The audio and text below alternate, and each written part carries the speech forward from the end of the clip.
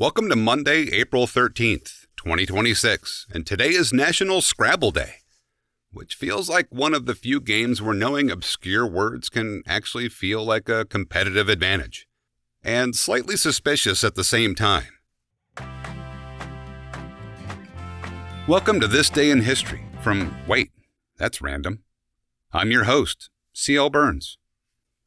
On this date in 1598, Henry IV of France issued the Edict of Nantes.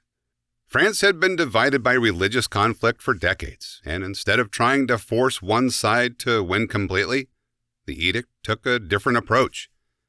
It allowed Protestants limited rights to practice their religion and gave them certain legal protections. It didn't solve the conflict, but it created space for it to exist without constant violence.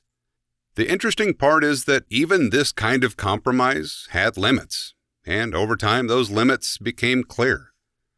The edict was eventually revoked, and the tensions it had managed came back, which makes you wonder if some solutions aren't really permanent, just temporary pauses.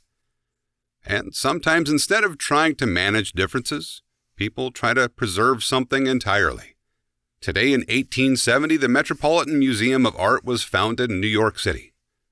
The idea was to create a place where art and history could be gathered, protected, and shared with the public. But preservation isn't just about keeping things safe. It's about deciding what gets kept in the first place. What gets displayed, what gets stored, and what gets left out. Over time, those choices start to shape how people understand the past. A museum doesn't just hold history. It presents a version of it. And sometimes even when everything is planned, tested, and working exactly as expected, things still go wrong. Just 2 days ago, we talked about the Apollo 13 launch.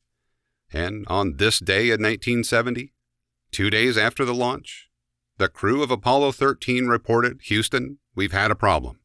Now, while we just talked about this, like I said, just 2 days ago, this moment itself is important. The moment where an oxygen tank had exploded and suddenly the mission changed. What had been a routine trip to the moon became a fight to get back home. The plan was no longer applied. Everything had to be figured out in real time with limited power, limited resources, and no room for error. And what makes this specific moment stand out isn't just that something failed, it's how quickly everything shifted and how the response became the story. Apollo 13 didn't land on the moon, but it became one of the most well-known missions because of what happened after things went wrong.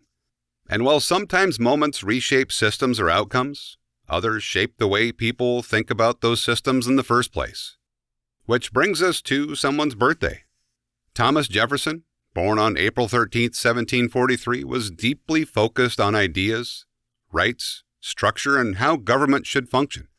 His influence wasn't just what was created, but in how it was framed.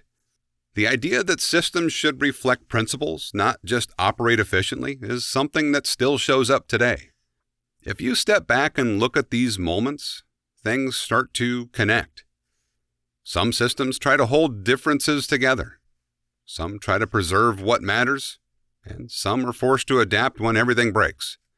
Different situations, different outcomes. But all of them show that control is never as complete as it seems. Anyway, those are a few of the things I ended up discovering while wandering through April 13th. Stop by tomorrow and we'll see what the next date decides to unveil. If you want to know more about me or the work I do, you can find everything at waitthat'srandom.com. I'm C.L. Burns, and I appreciate you stopping by.